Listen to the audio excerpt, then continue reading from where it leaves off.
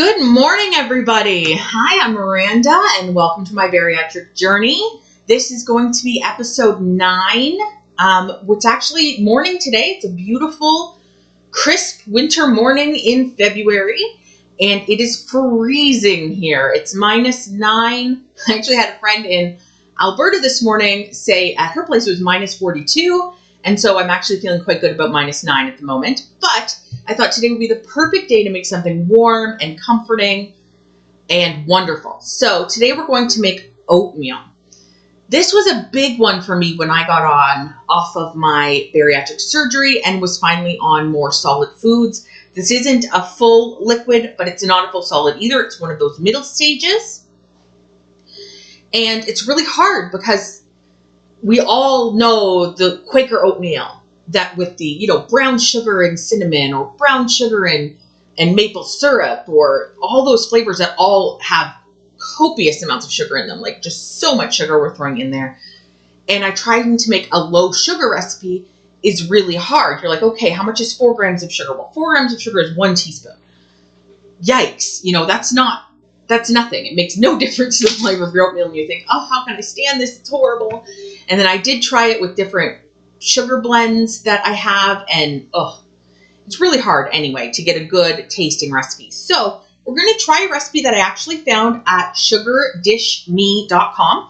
I'll leave the link in the description box below. This recipe called for honey or brown sugar. I'm going to use my brown sugar substitute from Splenda. I've got my package all crumpled up here because I've been using it. I've actually found this works really good in baked goods that call for sugar. I try to still use lower sugar recipes of baked goods because this does still have sugar in it. But the entire recipe will give you 4 servings, so enough for you to eat it 4 times, or for you to have 1 and someone else to have some, and up to 4 people to have some. So that's good. And there's only 2 tablespoons of brown sugar in it. So I'm going to use this brown sugar blend, which is then going to be less than how much sugar would normally be in it. So that's what we're going to go with. We're going to see how that works. I'm also cutting out the butter. So it's asking you to put in butter in the recipe, and I'm not going to use butter. I'm just going to spray in a little bit of the fat-free cooking spray that I have. That's bariatric approved, and use that. Now this is a stovetop recipe, so everything's done on the stovetop. So I'm going to get all the ingredients together, put them in the pot here on my cooking surface, and then bring them off camera to use the stove. You all know how to use the stove, I'm sure, or you wouldn't be watching these recipes. So I'm going to put it on the stove, do it there, and then come back to you once I'm done the stove parts. I'd show you my stove, but it's a mess. You've seen pictures of my stove before when it's clean, and it's hardly ever that clean. So we're just not going to show it today. Anywho, let's get started. So for this recipe, it calls for 1.5 cups of apples here. So I'm going to peel them and chop them up into 1.5 cups. Like I said, I'm going to use the no-fat cooking spray. I also have some nutmeg, some ginger. I'm not sure what happened to my thing there. I think I left it close to the stove one day. And some cinnamon. And then we, of course, have the brown sugar blend I already told y'all about. And some quick oats from, I just have no name brand, whatever quick oats you can get. And that's it. That's all the recipe calls for. So let's get started by peeling and chopping our apples. But we're going to peel and cut up 2 apples.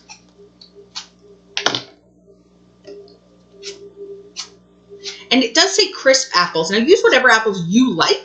For this, my personal favorite are Pink Ladies. For anything, I eat Pink Ladies. I use Pink Ladies in my cooking. You also have your Gala apples. Your really good ones for cooking are your green apples. Those are really great for cooking. Give a nice tart taste to things, which some people like the tartness. These are just what I happen to have on hand because I do like these apples to eat. So therefore, I figured I would, use them.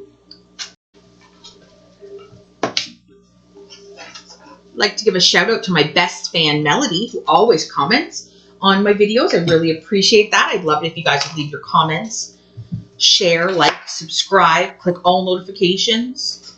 Really appreciate that. So we're just cutting around the core. This is how I like to cut apples to make sure you don't get any corbets in there.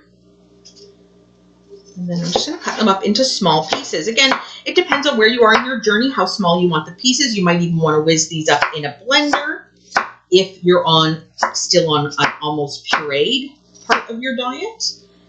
So don't be too upset if there's like a little bit of skin on one piece of apple. It's not a big deal. You're not going to taste it. Trust me. But after these are cut up, this should equal about 1.5 cups of apples. So if you have large apples, you might only need 1.5 apples. But again, apples are they're like Weight Watchers. They're free, right? Isn't that like free food with Weight Watchers? I don't know if that still counts with bariatric, but I know I have half an apple when I have a snack since I've been bariatric. And that's about what I'm going to get from this recipe. I'm going to take a quarter of the recipe, which will be about half an apple.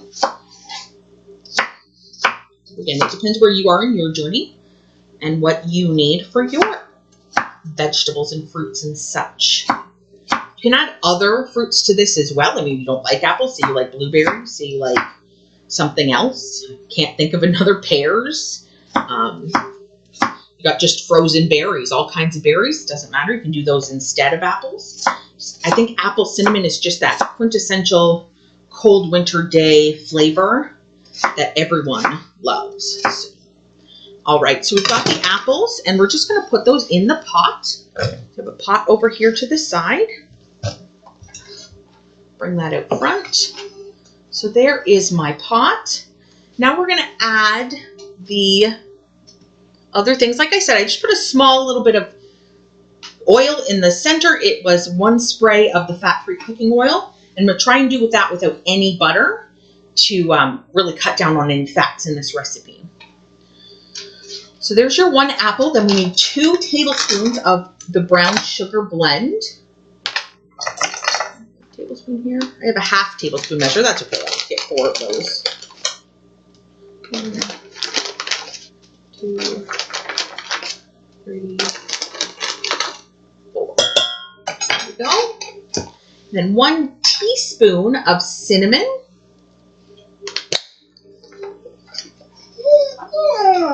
I love these Tupperware containers. Every time I'm at like Goodwill well, we don't have Goodwill in Canada anymore. What's it called? Value Village or any secondhand store. I always look to see if they have any of these, and I just take them every time. Then we have a 1/4 teaspoon of, well, I don't steal them, obviously. I pay for them. I said take them. Like, wasn't that horrible? I don't steal things. Don't get me wrong. So we're going to do a 1/4 teaspoon of ground ginger and a 1/4 teaspoon of ground nutmeg. All right, and then it says a pinch of salt, which I'll do a pinch of salt when I'm over at the stove, and I'm just going to cook that all together with a pinch of salt for 2 minutes or until the apples are soft. So 2 to 3 minutes, just over medium heat until the apples are soft. I'll see you guys in a couple minutes. All right, so it's been about 3 minutes it took for my apples to soften, and as you can see, it looks delicious. It smells like an apple pie in here. Like, seriously, you can't tell that this is like sugar substitute. It's not, fully sugared or anything. What we're going to do now is we're going to add 2 cups of water, just regular tap water, nothing special about it, and we're going to bring this to a boil. So I'm going to put this back on the stove. I'm going to bring it to a boil, and then we will add our oats. All right, we're back. I've just taken this off of the oven now to show you guys that it is boiling. So once it's come to a boil, we're going to add our 1 cup of oats. And we're going to stir that around with the spoon I left at the stove, of course. We're going to stir that around real quick. And then we're going to put the lid back on. Cook it, stirring occasionally for 3 to 5 minutes. So I'm going to go ahead and put this back on the stove. I'm going to stir it occasionally for 3 to 5 minutes to whatever your favorite consistency of oatmeal is. See you in 5 minutes. All right, guys, we're back. So here's what the oatmeal looks like when it's done. At least this is my preferred consistency. I like mine a little bit thicker than some people like theirs. Now, this makes about 4 cups of oatmeal, which is about 4 bariatric-sized servings. But the apples are within that cup. So you're going to get about about a half an apple per thing. Now, some people also like to put milk on their oatmeal, which I totally understand. I'm not a milk person. I like mine plain. Oh, let's put some uncooked oats stuck in the bottom of this 1 cup measure. Okay, so I did make a mistake in the original recipe, so we were supposed to leave it uncovered while it cooked because you want to cook some of that water off. So my husband reminded me of that when we went away from the camera last time, that it's not supposed to be covered but uncovered when it's cooking. So cook it 3 to 5 minutes uncovered, and then this is what we get. So I'm going to go ahead and take my cup measure. I'm going to measure myself out a nice cup of this. Make sure there's lots of apples in there. Right. And I'm going to try it. And we're going to see how this tastes with no added sugar. It's just the sugar substitute and the sugar in the apples themselves. We've added nothing else. There it is in my bowl. All right, guys. Hey, I'm back. So we will try this now. It's really hot, so I'm just going to blow some of it off, and we're going to try it and see how it tastes. Remember, I cut the butter out.